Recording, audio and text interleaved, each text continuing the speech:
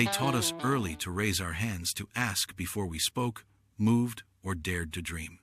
Then we grew up and never stopped asking. We wait for a boss to say we're ready, for a woman to say we're enough, for the world to say we belong. But here's the truth. No one's coming to hand you approval.